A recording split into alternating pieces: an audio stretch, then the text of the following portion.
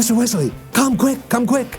So I thought, oh my God. And I had my camera on the table for later in the story, because there were no cell phones with cameras then. And so I rushed over, and I was getting royally mooned by 3 young men.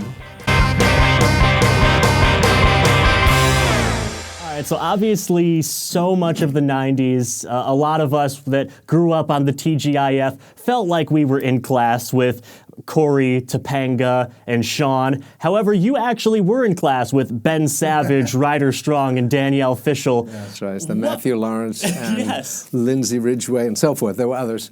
What was it like being in class with them? How were they having them in class? They were an absolute fun. They were very serious. They were very good students. Ben, for example, went to Brentwood High and took AP classes, and very serious. And it got kind of crazy sometimes, as classrooms do. But we had it organized. There was more than me. There was another teacher who did. We split the subjects. Ben, they all took good classes. Ryder went to a school called Nonesuch up at Northern California. And Danielle went to Calabasas High, and as I said, Ben went to Brentwood School. But they all had serious classes and took it very seriously. There were 2 of us with 2 radically different teaching styles. I became, over my years, a little anal about organization and so forth. And in a schoolroom, I like desks and, responsibilities. And the other teacher was kind of the same, except he was more relaxed. We sit on the couch and talk about Keats and discuss and so forth. So I that was radically different teaching styles. And the kids responded to different teaching styles. Ryder liked from Nonesuch, which was kind of a hippie school in the woods. Good teachers and a good school. Right. But he kind of liked David, sitting on the couch and talking Keats. And to this day, he's memorized much of Keats, and it worked very well for him. On the other hand, I did sciences and math and so forth, and sometimes history and English. Depended. And I specifically remember Ryder's reaction to chemistry. There came a point, we were at KTLA, there came a point where he locked himself in the schoolroom and said, I'm not coming out unless I never have to do chemistry again. I mean, he was serious. We couldn't get in. Ryder, we need you now. No, not coming out. That's a fantastic story. Yeah. So, we go through a lot of, all of these kids, including my kids now, go through stuff. In their cases, and now on American Housewife, puberty, adolescence. It's a rocky road, more difficult for some than others. And they go through those things in front of millions of people. So it's a different ballgame. You don't just have them for English class 3rd period. You have them for, in case of Boy Meets World, 7 years. And it's probably the most important 7 years in developing a young man into an adult, young woman into an adult. End of middle school through all of high school and so forth. Those got to be the years where there's a lot of pranks involved, I would imagine, or a lot of, the guys finally come self-aware and want to be flirting with the girls. Oh, yeah. They go through their first kiss on screen, usually. A lot of stuff they go through in public. I believe Ben and Danielle had their first kiss on I think so, yes. Yes, they did. Yes, they did. Well... well, whatever. Yes. Yeah. Well, when I said KTLA, it made me think of when they got their driver's licenses. And Ryder, and first it was Ryder, and then Danielle, and then Ben, same age, took driver's ed, got their licenses. Within a month of Ryder's license, he totaled his little Z3. Within a month of Danielle's license, she hydroplaned on the freeway and took the side of the car off, SUV. Within a month of Ben's license, he, with kind of the arrogance of a new driver, sped into his parking space at the studio and took his side of the car off on a post or something. So it was there was no defensive driving involved.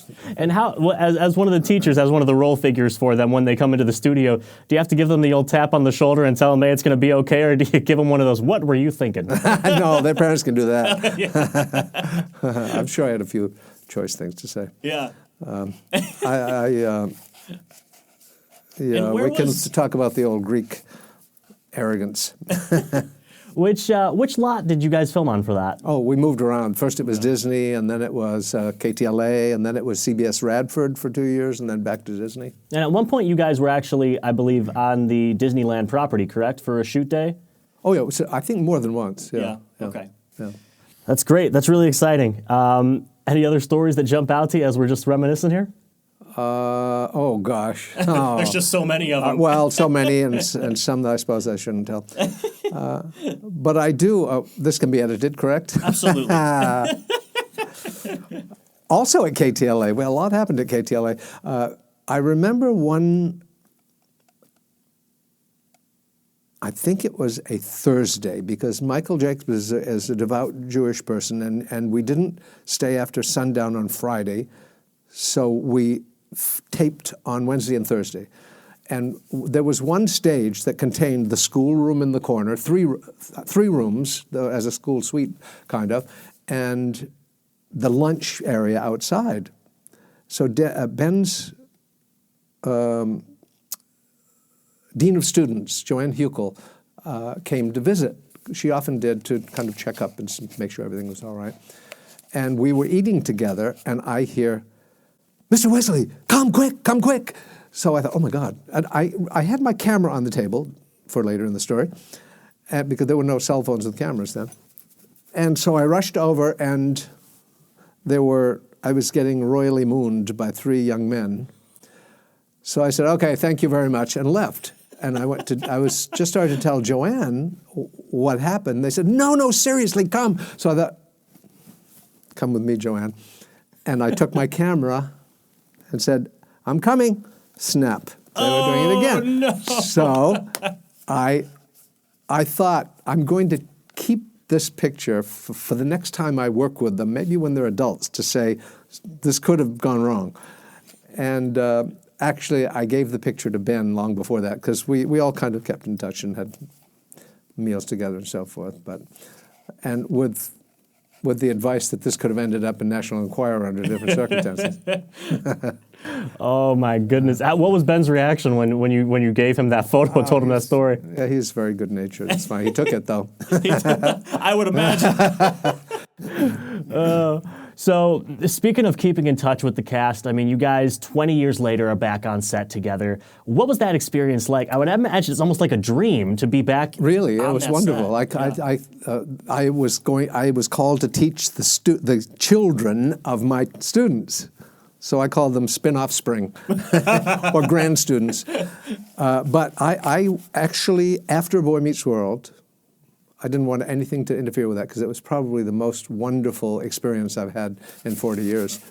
And then came Girl Meets World, which is also good. And now the show I'm working on, maybe every show is the best. But I left the city and accepted a private job in Houston. Or actually, it was all over the world. They have homes all over the world, teaching 4 children of a very wealthy person in Houston. So I was gone for 13 years in the middle of it. During that 13 years, I was president of the union and came back SAG union? Of the teachers union. Okay. I came back every month for meetings and so forth, and it was an easy commute. And came back to work on things like Desperate Housewives and Modern Family. I would fill in on any breaks I had there and come and work. But the first job after I returned was Girl Meets World. So I left Boy Meets World, took 13 years off, came back to Girl Meets World. That's amazing. So it was wonderful. So did it have the feeling of, it's almost like you never left? Yeah, truly. All the same people, grayer like me, but the same people. Only it was more special, because we was all so glad to see each other and to work together again.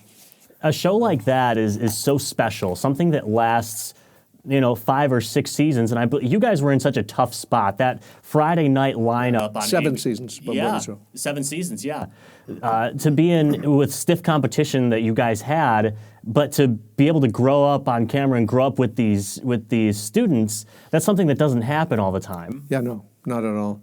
And we didn't know then. There was no social media. We didn't know what was happening, that it was kind of a show gone wild, gone viral, until long after, really, when I think it's, 25 years it's been playing all the time. There's a new generation of younger kids who appreciate it now. Right. And that was part of what propelled Girl Meets World to the success it had, because parents brought their children to see Corey and Topanga and so forth.